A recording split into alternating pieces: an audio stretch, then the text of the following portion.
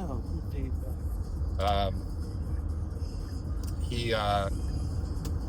He got famous for running maybe 200-mile like marathons, 50, 100, 200-mile ultra marathons. Okay, ultra marathon. He was he hated his job. Poor.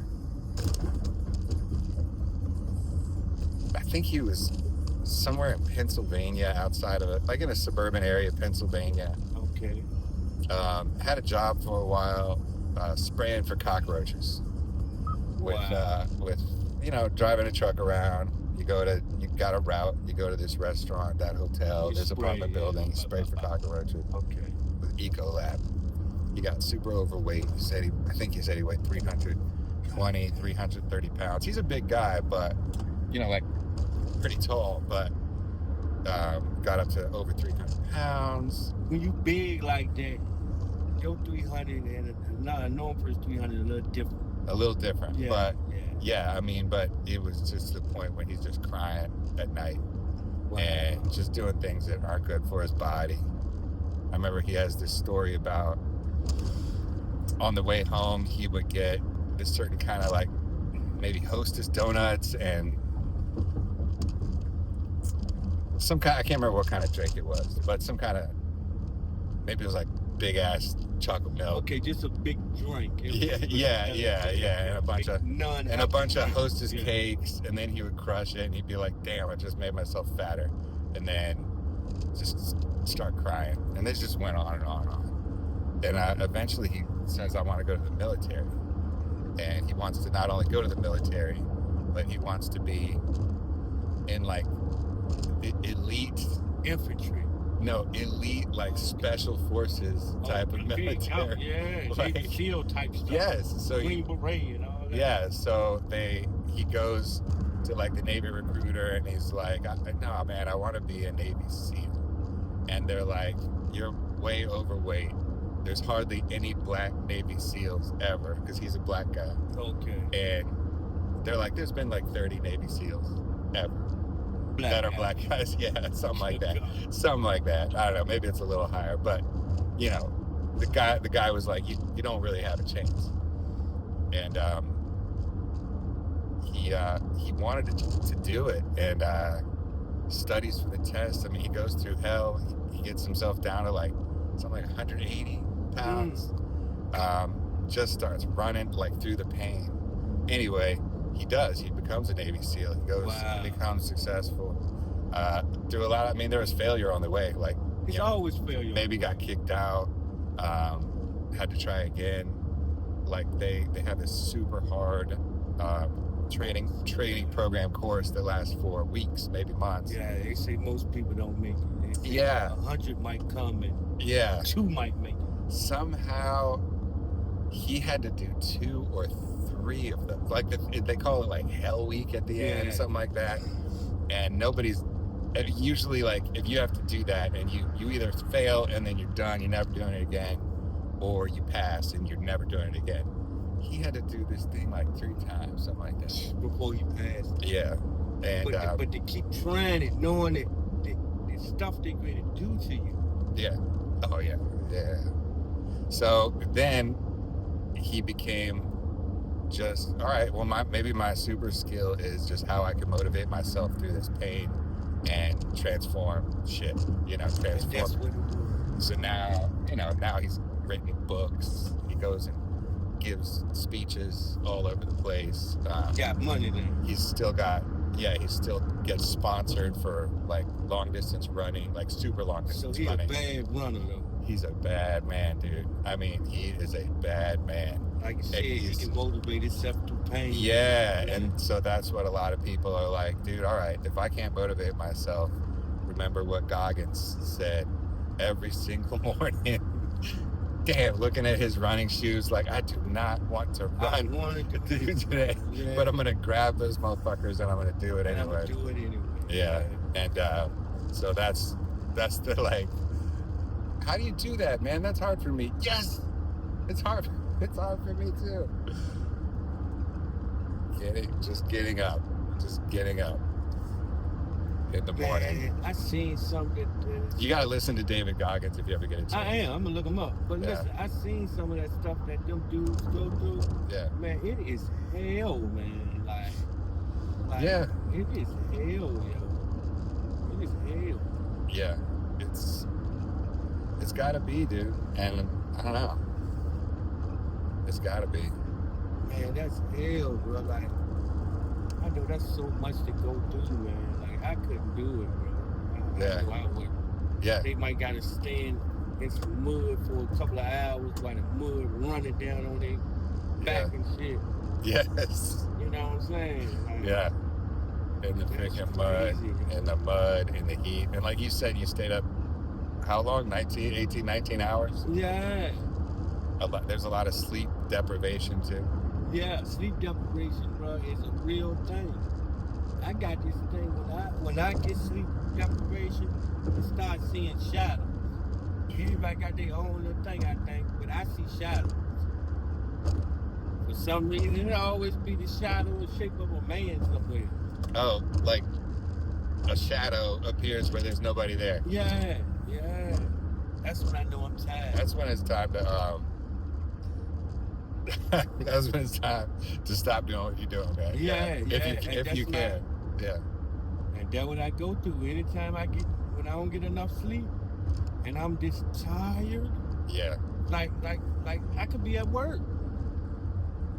Yeah. And deprivation kick in, I start jumping because I thought I seen something rushing towards me. Yeah. Rushing towards you, yeah. And then in my mind, me knowing the stuff I know, me knowing that we only see a couple of colors in the spectrum and it's things that's around us at all times that we can't see because it's in a different color spectrum that we don't see in. Yeah. Me knowing this stuff, oh man. It's different from a person that's probably seeing it and don't know this. Okay, but I'm knowing that stuff around us for real. Yeah. And this probably be something for real, but me sleeping and me going through whatever going through in my head is showing me some of this stuff. Oh my God. What if a different part of your brain kicks in? Yeah. Is kicking in. I think or shutting down, and all of a sudden, like a different spectrum. It's showing me a different spectrum is opening up. And that's the kind of things you get to thinking about. Yep, that's it right there, yo. That's it right there. I get to thinking about that hard because it got to be something to that I see shadows when I'm in that point. I wonder what and that is. And I don't see just a shadow that ain't. I'm talking about I really see the shape. Yeah? You know what I'm saying? Yeah. And I shake my head like, whoa, I got to sleep. Like, yeah, exactly. And hopefully you can. Yeah. And I'm glad that I'm not no person that can't shut my eyes and just, try to wind down. I can do that though. Yeah. It might take me a while, but I just start winding my thoughts down. Okay. You know I'm tripping. Like, I'm tripping even if I'm seeing something, it ain't nothing like that. Dude, that awareness of being like, okay, my mind is capable of a lot of shit and being tired, right? I need sleep. I like it when people can identify that. Like, whoa, I must be in a bad mood. Something, you know what I mean? Something ain't right. Yeah. Because you're not always that way. Yeah. And that's I'm like, yo, if I'm always not one way, something wrong. Listen, this is no joke. I felt like this was a while back. I could have went crazy at one time if I didn't catch myself. I felt my mind slipping. I felt it. And I like, no, let me catch myself, yo. No, I'm not gonna let my mind. You ever feel yourself slipping into something? You had to lasso that shit back. Yeah. I had to grab my thoughts, all that. Say, no, I'm staying here in reality. Yeah. You know what I'm saying? Because you see so many people out there that's just gone. And them people gone. Yeah. But I felt myself slipping there. Like you can be in a state where we think these people tripping when they seeing stuff and all this type of stuff, man. Them people seeing this stuff. I hate when people be like, man, he's faking, he ain't crazy. I'm like, man, come on, man. Just because a person might have a little bit of sense, don't mean they faking, yo. You know what I'm saying? Yeah. Some people, when it goes, they can't grab it back. They can't. Yeah. They ain't even aware that they can. It just go. That's kind of frightening. When you can get, I don't know, if you can glimpse it, either if you've gone through it yourself, like you said, or if you've seen somebody at that edge, and then they go through.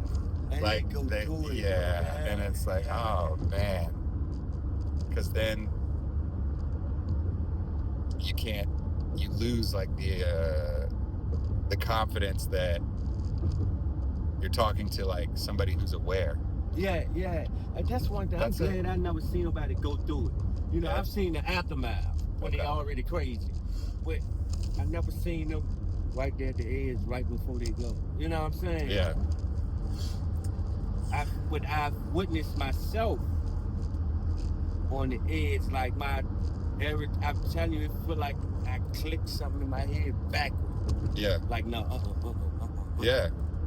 Like you felt like you could almost see this moment at which you lost control. Yeah. And just started.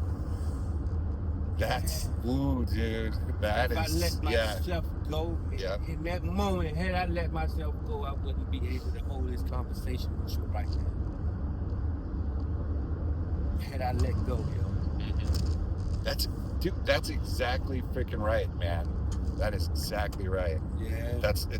You unfortunately would lose the ability to have that both sides conversation.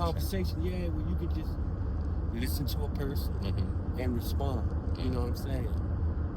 Because some people can't listen though. You know, they always got to have a say.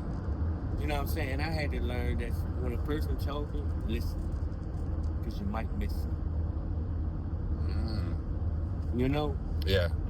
And another thing I read in a book that helped me too is I try to shut down my thoughts. Like say when you talking, I try to not be trying to think of the next thing I'm gonna say to respond. I try to just listen. You know what I'm saying? I try to just listen. It be hard sometimes because you want to say something, you know, interact with the conversation. Yes. I think that is hard. But to be doing that consciously is it's a good skill and a good like exercise. Yeah, I try. But it helps, man, because then it makes everything easier because you're actually just processing, thinking, processing, listening. Yeah. And it helps, like you said, it helps you be at that moment. And I think it helped me see things that other people don't see in a situation. Because I could be in a situation that I'd have been, you know, like I said, I grew up in Mosley Court. It's a real dangerous part of the city. I've been there many times, man. Yeah, but not going there at night. Yeah, I feel you. Yeah. And I've seen things that I've told my friends a million times, like, yo, this situation could go wrong. And it's just for me being aware and seeing things and putting things in perspective. You know? And then I know the Almighty told me to pay attention to them signs and them feelings that your body get. Your body start telling you when danger is coming. You know that, right? Your body tells you before it comes. Yeah, I totally believe that. Yeah. I was just talking to somebody about that yesterday. They asked me, this one dude said, you have a 5-star rating on the app here. And I was like, that's nice to know. I guess that's cool. And I said, I usually give every passenger 5 stars as well, unless for some reason there's something that like went wrong, you know? Okay. Not wrong, like, I know what you mean. Like, I don't know, somebody did something yesterday, like tried to shout at me to turn like the navigation was going to tell me to turn in like half a mile. He sees a road earlier and he's like, turn here. I was like, whoa, it was like way too. It's too late. Yeah. And then had you gave me the warning, like, yeah, just turn right coming up in a minute. Yeah. Okay, cool. I'm People not do that all the to time. make this. I'm not Dale Earnhardt Jr. Yeah. I can't make that turn. Not gonna yeah. And then he got really accusatory and was like, now you missed the turn. I was like, whoa, if you can see this, I'm following this navigation. So I'm fine. I would have did that. But look, I'm staying with this navigation system. Yeah. If they rate me, I'm doing the right thing. So yeah. And so anyway, I could feel that guy, this tension. It just went before he even got, like, as soon as he opened the door, I felt this tension coming on. So this is like 10, 11 minutes later when we got to where he was going. And I was like, damn, that was heavy.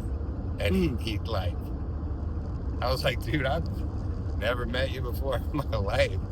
If you wanted to help out, you know, you say, there's a turn coming up, you know, or whatever. Or I don't know why I didn't tell you. Some people would say, like, I don't know why I didn't tell you to turn there. Okay, I guess you got to make a U-turn now. Fine. No problem. This guy was like stabbing me with a mental knife or something. It's amazing how people have demons on them. Like, it'd be spirits, right? But like you said, I could almost feel that tension, and some people may not, and maybe I don't always feel it, but it's something that's there, you know? Yeah. We don't always feel it. Yeah. Sometimes we might tell ourselves, man, maybe I'm tripping, you know? Yeah. Because we trip sometimes too. Yeah. But I'd rather that's like wrong. what you're saying. Like, I have to accept the ability or the possibility that I'm tripping. Yeah. And it's like, okay, once I do that, if I'm tripping, then I'm tripping. But I'd rather be tripping and be wrong tripping than right. Oh, yeah. And things go wrong. You know what I'm saying? Yeah, oh, yeah. Like that classic, like, hey, bring an umbrella. Better to not, better, yeah, or whatever it is. Better to have the umbrella than not to have it. Yeah, because if it rains, at least I got it. Yeah. If it doesn't rain, then you just have an umbrella. I just got an umbrella. It ain't hurt nothing. Yeah. You know what I'm saying? So, especially when it comes to something dangerous, like something about to pop off in Mosby Court, or somebody's about to scam you out of money, something like that. Yeah, all that. Yeah. You know, and you just gotta be.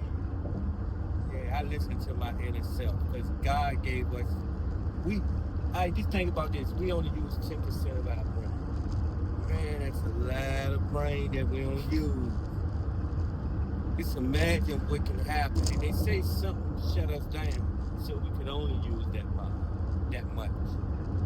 Like, just imagine a person that could use everything in their brain, what we could do, man. Why do we only use 10% of it? Yeah. So why do people walk around with these limitations and these ceilings and walls that they think are like the limit? The limit, yeah. Like, no, there's no limit. That's what I feel like. There's no limit, man. But something shut us down to think that.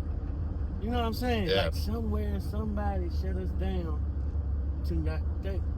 To think that there's a limit, but somewhere in my head tells me, man, that I can move mountains, I can fly, but something's holding that back from me.